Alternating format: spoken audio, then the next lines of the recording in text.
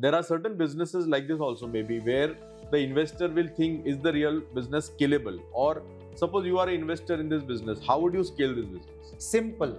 For me, what is most important is operational excellence.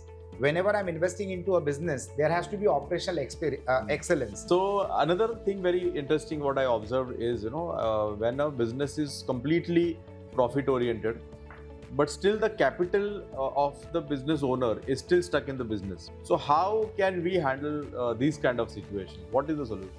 Most important is the brand which is coming on board. Secondly, you have to have people replaced, or those people need to accept new leadership. That is one important criteria for scalability. Bring better strategic investors on board so that the valuation of his stakeholding improves. Running a family business, there are too many people who are into decision making, and whenever an investor comes, he always wants a very corporate way of decision making, very democratic way of decision making. So how can a family business convert themselves, so they are more adaptable for investments? What are the internal changes that they should? So capability needs to be visibly shared between all, with roles and responsibilities. Just by the virtue of being a family member, you should not get an operator seat. You should not get seat in the operations just because you are born to the owner. That should not be the criteria. The person has to be capable. Otherwise, he is going to create a mess with the whole team. There are multiple ways of doing business, and two major ways of doing business is either you do the business self-funded, that means focus on the profit and invest the profit in your business, or there is a way of doing business where you take investment from venture capitalists, from investors, and then you grow the business. Today we'll discuss on what is the difference in these two models and what is the most fastest growing model among these. So let's start this. What is your take on this? So it is great to be bootstrapped because you are on your own strength and capability and confidence. There are company like Zerodha is still bootstrapped, which is doing thousands of crores of turnover. Zoho is also. And Zoho is also bootstrapped. So these are great examples. But being bootstrapped is a different flavor altogether because you are the king of your own decisions. And if it is giving good revenue flow with great profitability like a Zerodha company, then you can become investor in other companies rather than getting investor on your company because you have got the muscle of great operating profits. But you must have realized one very important aspect, whether it is Zerodha or whether it is Zoho Group. It is tech dependent, not people dependent. Okay, you will need people for the tech, but the proportionality of manpower to the size of the turnover is too big. The gap is too big. The gap is too big. In service industry, it is reverse. Your profitability will be very questionable because your dependency is heavy on the manpower. And that questions your scalability. So being bootstrapped is definitely a blessing. And if you want to be funded, then there are some rules that I would recommend. You need to get funded as late as possible so that you get funded at the best possible valuation. And you should always take money from a strategic investor rather than taking money from a pure money investor. Because the money investor will be interested only on the return on his money and the valuation growth. He will not be interested in the operations of your business. Whereas a strategic investor will create a ecosystem for you to dwell upon, will offer the resources that he has got access to. And those resources either come at a negligible cost or free of cost. So you get much more than money. So I'm writing a book called Capital Beyond Funding. That is the name of the book, Capital Beyond Funding. Wow. This book is totally focused on bootstrapping and getting funded. So I'm so happy that you have taken this topic and I'm so updated on this topic that it is not important of getting only capital. And it is not guaranteed that if you'll get capital, you'll be very successful. But it is guaranteed to a great extent that if you get capital from a strategic investor, it will be a participation beyond just funding with money. It is the strength of the strategic investor which comes onto the table at no additional cost. And that is what is required for any entrepreneur today. It should be a strategic, good, powerful strategic investor who will expose you to his ecosystem, connect you with his resources, and beyond money will give all of these at negligible cost or zero cost. So recently I met a business owner and he was into the business of corrugated boxes. And because of the logistic challenge, because you have to, the product is really big in terms of size for logistic, he felt that my business can't be scaled because I can deliver only in 100 200 kilometers, and even if I take an investor, what will I do? So there are certain businesses like this also, maybe, where the investor will think, is the real business scalable? Or suppose you are an investor in this business, how would you scale this business? Simple. For me, what is most important is operational excellence. Whenever I'm investing into a business, there has to be operational excellence. Now, suppose if the industry standard for that category is achieving a net profit of say 8%, but I'm looking at a person who's done 11%. That means he has achieved excellence. Today, profits is only in excellence. Profit is not in the activity. Profit is in how well you handle that activity. So that is critically important. So if he's achieving that percentage, I'm interested in his excellence. And if I'm interested in his excellence, then the growth or scalability of that business of corrugated boxes is not restricted to his factory. I can take him to another location, geographic location, where I already have customer base. I will get a factory installed for him over there and tell him to operate that, because he has achieved operational excellence. So automatically I'm investing in his company for the expansion of his company in locations where I have captive audience. And then the scalability can happen. So scalability does not necessarily mean that if I'm investing in a factory which is in Maharashtra, then and he can supply only in Maharashtra, beyond that there is a logistical challenge because of which profitability is not there, then how will I expand his business? No. I will take him to another geographic location and create another 100 kilometers of excellence.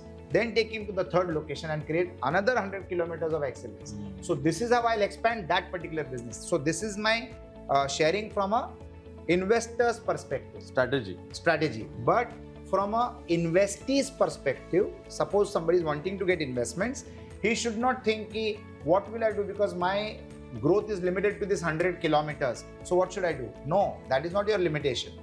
Whatever you have achieved as wisdom of operating that business, now you can replicate that 100 kilometers multiple number of times. So tomorrow if you have got 3 factories, then you have achieved excellence in 300 kilometers. 100 kilometers for each. I'm just giving an example. If it is 100 kilometers each. So that is the way you should look at growth and expansion, from a being invested point of view or from a investor's perspective. So it's like duplicating the McDonald's model actually. We can deliver only in 5 kilometers. Yes. But there are 5,000 McDonald's. I think, yeah, more than that. Lakhs now. Lakhs. So another thing very interesting what I observed is, when a business is completely profit oriented, but still the capital of the business owner is still stuck in the business, and when investment comes, he can actually take out his capital and he can work on the invested money.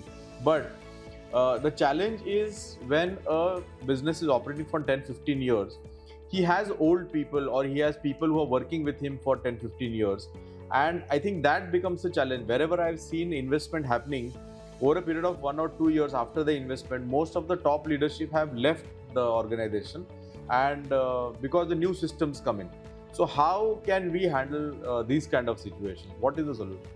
Most important is the brand which is coming on board. Secondly, you have to have people replaced, or those people need to accept new leadership. That is one important criteria for scalability. Otherwise, the people start taking the new strategic investors who have come on board, they start taking them as enemies. So that should not be the case. Forget about replacing employees. You should also replace your strategic investor if there is a better strategic investor coming up. Correct. So what does a strategic investor do? He will then subsequently bring better strategic investors on board so that the valuation of his stakeholding improves. Ultimately, in equity game, what is important is the value of your equity, not the size or quantum of your equity. Your equity needs to be very, very valuable. That is more important in the game of valuation, or in the game of getting investor or investing. You get me? So lots of time the people become a big hurdle because now they are not used to a new face giving them guidelines on how that business should be done. Correct. So there is friction, and that friction becomes harmful for the business. That is a problem. That is one problem. The second problem is the entrepreneur himself can be also a problem, because The entrepreneur thinks that I know everything about this business. You are not aware about this business. What will you tell me about it? Correct. A strategic investor comes with a lot of experience, resources, ecosystem, and knowledge. Now that needs to be taken in the right perspective. You need to be in the growth mindset format. If you're a fixed mindset format, it is detrimental not only to that founder, but it is also detrimental to that strategic investor. Learning is a continuous process. You need to have the belief that if a strategic investor has come on board, risking his capital and risking his time, efforts, and his ecosystem, definitely he is more interested in the growth of the business than having an ego clash with the founder. Correct. So this maturity has to be with the founder. What you need as a founder is the maturity of what to let go, when to let go, how to let go, how much to let go. If you will say, nah, this is my kingdom, I know what I'm doing, I know I'm operationally on the ground, I know what is right and what is wrong. You don't know that because you don't stand in the business 12 hours in a day that I do. Then it's a problem. Correct. So I think in this kind of situation, what one more option could be is a business is run traditionally and it's run on profit. But because they have the brand in the market for 10-15 years, they have the ecosystem, they have the wisdom, they understand the market, they understand the entire process. Maybe with the same background, they can start a new company or a new brand. And in that, maybe we can take an investor where we can start something completely fresh. So there the people will be new, the systems will be new, and we can start the company from day one the way it is expandable or it's a scalable model. So this kind of arrangement is also possible. What do you think? 100%. So also we need to understand one more thing. Who the founder is matters the most. If the founder, this is the founder's first business, then it's a wait and watch game. But if there is somebody who has already exited 4 to 5 successful businesses, he's a seasoned person. Getting invested into him is advisable even if it is a startup because he has shown success in multiple other ventures that he has done before this. So that kind of a startup, I am game to invest. Many people are game to invest. There are also family organizations run by family. Now there is a problem. There are too many people involved. Capable and non-capable people are a part of the team. And if you go as an investor and invest in that family-owned business, however the lucrative the opportunity might be, then there will be clashes because half of them will not understand, half of them don't want to understand, half of them don't want to cooperate. Correct. So then what happens? Then you are again at a limbo.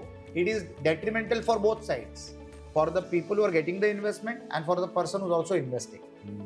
So many family businesses, like you rightly said, have this challenge. And running a family business, there are too many people who are into decision making. And whenever an investor comes, he always wants a very corporate way of decision making, very democratic way of decision making. So how can a family business convert themselves, so they are more adaptable for investment? What are the internal changes that they should do? So capability needs to be visibly shared between all with roles and responsibilities. There is a large corporate company in India who did international collaborations, and those international collaborations invested in this company by taking majority stake, and they told them that none of your family member can join the business without having a training program with us for 5 years in our companies internationally, not in the company in India, but in their companies internationally. If that is a yes, then they will move forward. Rest is history. This company has become very large today. It is the Modi Group. Okay. The Lalit Modi Group, his father's group. Okay. And this was a precondition that the investing companies had mentioned, and they followed that. And today this group is worth more than 200,000 crores. Wow. 2 lakh crores, more than 2 lakh crores, because they accepted a futuristic thought. And that's how. So just by the virtue of being a family member, you should not get an operator seat. You should not get seat in the operations. Just because you are born to the owner. That should not be the criteria. The person has to be capable. Otherwise, he is going to create a mess with the whole team. Because he will think that he has ownership of that business. So he can take any random decisions and get them implemented. And his ego will hurt if it is not implemented. Then the war starts and business loses. So all these are very important criteria to be managed and looked into very minutely. And these are important reasons for taking the right decisions for an investor or for an investee, both. Also, there is a lot of mindset change in the way you're doing business. So when you're self-funded, your entire focus is on profit, and every strategy you designed is around profit. Like how will this impact my profit, or how it will impact my bottom line. But the moment you're funded, then the game changes to how can you grow the company. The scale is the profit. So I think that learning also has to change, because for so many years the person is, or the business owner is focusing on profit. Now he has to learn how to focus on scale, and there it could be a new learning for him, because we'll have to spend a lot of funds on scaling and all those things. So how this mindset of from profit to scaling, what are the points what he should focus on? The entrepreneur? Yeah. The entrepreneur needs to focus on having a growth mindset. An entrepreneur should always be under the process of learning. It can be professional learning outside by paying charges, or it can be self-learning with the help of YouTube and multiple podcasts which are visible these days, which can be helpful to change his mindset. So he needs to be a absorbing mind. He should not be a redundant mind, fixed mind, saying that no, this is what I know and this is the truth and this is how it should be. If he is not able to be open to learning and taking inputs from the investors, he will not grow. So that is critically important on how positive you are for suggestions and involvement of the new incoming partners, because investors are partners to the business. If he's not that, he should not take investors on board, because he will spoil the investors' money and he will spoil the business options of his business also, business growth options of his business also. So this is critically important. Secondly, scalability is something that everybody desires, but is that person capable? That is the question to ask, because lots of small business owners want scalability, but they don't have the wherewithal to create that scalability. But you need to be having that capability. If you don't have that, then it's a risky proposition. Lots of times we see very small businesses and those people have become very successful. Their profits are damn good, very interesting. And that is what attracts the investor. But sometimes the investor fails to recognize of how much load this entrepreneur can take. Because growth needs more people. With more people, you need to not only delegate responsibility, but you need to delegate authority. If that entrepreneur is not capable and competent to identify people who can create growth for them, for him, then it's a lost case. Because then you need to have people smarter than you and working for you. And then you have to identify those people, give them the right compensation, give them the right motivation, give them the right growth path, and only then talent will come to you. And without that talent, scalability will not happen. Scalability is impossible without talent. Scalability is impossible without latest technology which is there on board. Scalability is not possible without the right resources which can integrate your manpower and technology together and create an offering to the market. Otherwise, scalability is not possible. Correct. So I think self-funded or completely bootstrapped or completely working on profits, I think these kind of formats are exception formats, and they also could be because, like you rightly said, they're technology based, or they are not manpower based, or they are highly scalable already. But 90% of the brands which are grown, or the organizations which are grown, they are heavily invested, and without investment, the scale will not happen. So any company, if they want to grow, I think what we are saying is investment is 100% compulsory. Few exceptions will be there where they will be self-funded and they have found out a way, but that's a very small percent of companies which can do that. What do you think about it? Absolutely. In fact, the companies which are scaled and are successful are companies where the founder has really brought talent on board. And that talent on board does not necessarily mean only employees. Talent on board can also be external agencies. It can be a good social media agency, it can be a good design agency, it can be a good packaging agency, it can be a good distribution agency, it can be a good revenue generating agency, it can be a good event agency. We don't know what that business needs. So it can either bring on good talent in the form of outsourcing the activity, or it can be in the form of getting good talent as employees into the entity. So it depends. But all this is absolutely mandatory. Without talent, you cannot grow. Without technology, you cannot grow. So getting them in the right proportion to the organization is excellent. The entrepreneur should be open to accept the fact that he has to listen to smarter people.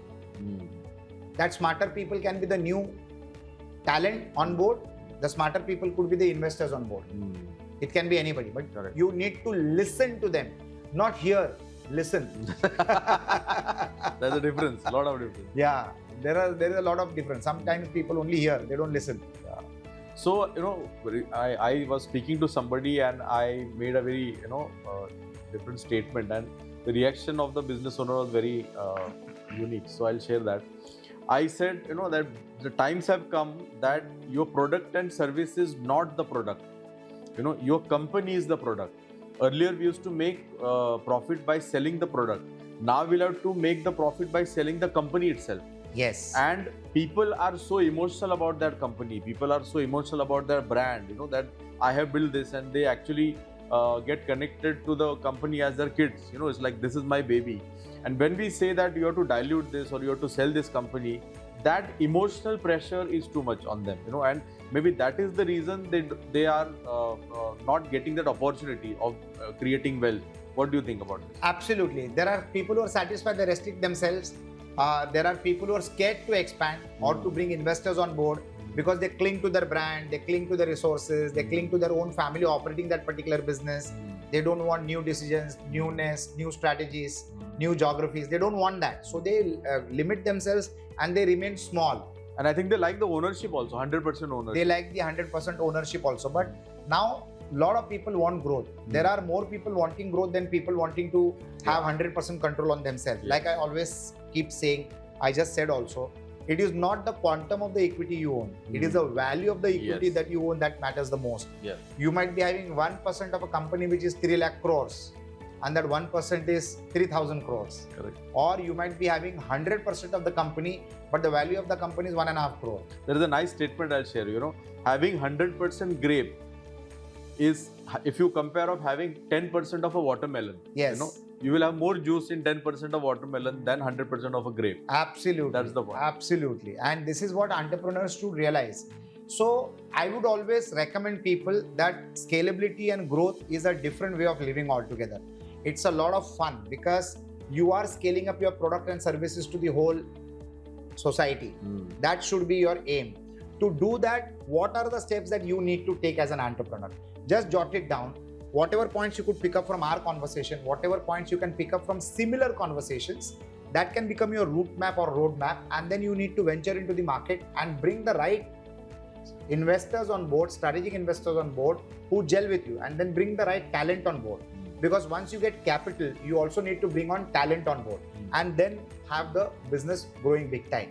Service industry, the growth depends on manpower.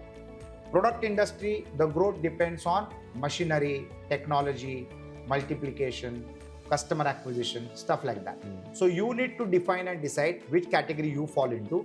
Both have got different strategies and you can apply these kind of strategies and have growth. But become valuable. Becoming valuable is the most important part. One more example I would like to give. In the services sector, if you operate a restaurant, it is a sector of services. But if you become a Theobrahma, where you converted food into a product and opened hundreds of them across the country, became a brand and had lots of investors coming in. There are multiple times entry and exit of investors have happened in that particular brand, and everybody is happy because they converted food into a product and created their own distribution mechanism, and the rest is history. Correct. So it all depends on what you want to achieve from the business that you're doing, and then strategize it and implement.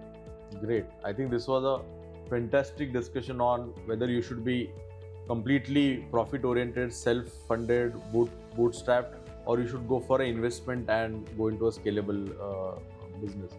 So if you like this content, please like and share our content. Please subscribe to our channel. Also comment what is your thought on self-funded and investor funded. I'm sure you must have had some experience or the other.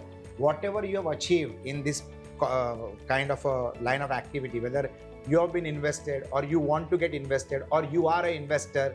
If you can share your comments on this content, it will be appreciated because it's a learning process for all of us and you can join our journey of learning. Please like, comment and share this content so that more people can participate and we can have a collective learning journey. Thank you so much. Thank you, sir. I work with and for Konark Cancer Foundation. It's a foundation which takes care of cancer patients. If you know anyone suffering with cancer, then we at Konark Cancer Foundation can connect the person with the right resources and facilities to ensure that the right time, right treatment reaches the patient. Whether it is connecting the resources or providing resources to the cancer patient, we do it all. It also includes support for accommodation in the city of Mumbai. We are associated and connected and networked with the right resources, the right doctors and the right hospitals. We can bring all of this on a table to you so that it is convenient for you. Whether it is guidance, whether it is medical support, or whether it is operating procedures, our team facilitates every activity required for the patient and the support required for the family. We also connect you to the right NGOs and donors to ensure that you also get financial support and aid to whatever extent possible to ensure that the treatment happens and the life is saved. If you know of anyone who is suffering with cancer, please connect with us.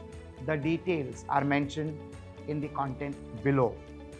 Konark Cancer Foundation is an NGO. It's a not-for-profit organization and we have lots of volunteers which support this good deed.